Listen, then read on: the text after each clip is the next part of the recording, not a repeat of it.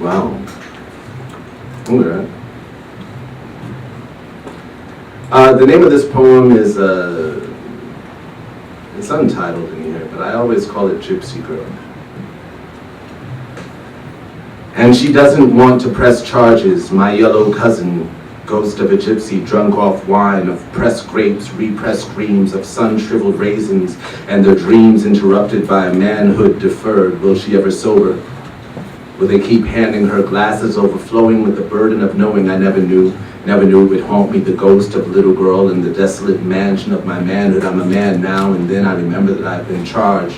1 million volts of change. Will the ghost of that little girl ever meet my little girl? She's 1 now. She must have been 3 then, maybe 4. She's 18 now. I'm 25 now. I must have been 12 then. My mother said he was in his 30s, and she's not pressing charges. Although she's been indicted, and I can't blame her, I can't calm her, I want to calm her, I want to call him names, but only mine seems to fit. Come on, let's see if it fits. 2 little boys with the magic marker marked her, and it won't come out. They put it in me. No, we didn't. What are you talking about? It's not permanent.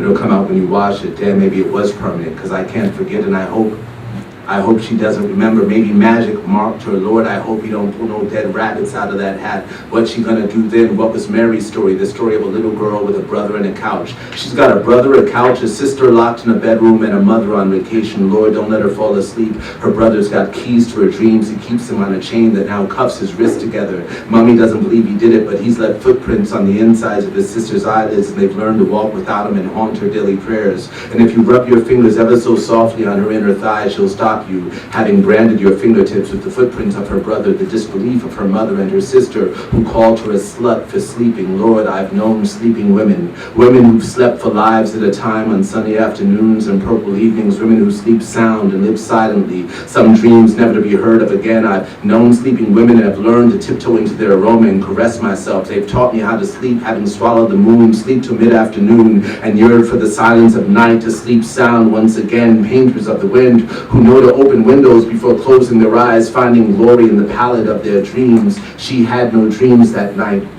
The windows had been closed, the worlds of her subconscious suffocated and bled rivers of unanticipated shivers and sounds that were not sleep. She was sound asleep, and he came silently.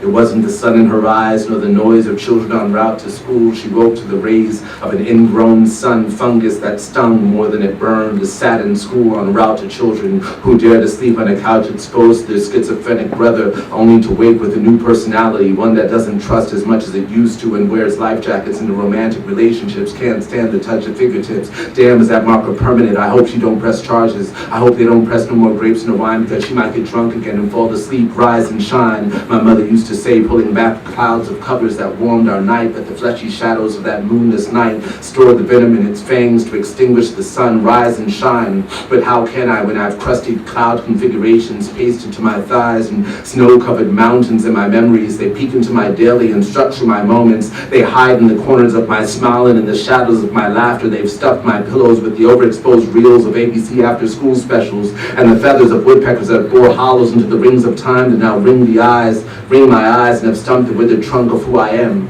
I must remember. My hands have been tied behind the back of another day. If only I could have them long enough to dig up my feet, which have been planted in the soiled sheets of a harvest that only hate could reap. I keep trying to forget, but I must remember, and gather the scattered continents of a self once whole before they plant flags and boundary my destiny. Push down the warded mountains that blemish the soiled soul before the valleys of my conscience get the best of me. I'll need a passport just to simply reach the rest of me, a vaccination from a lesser God's bleak history.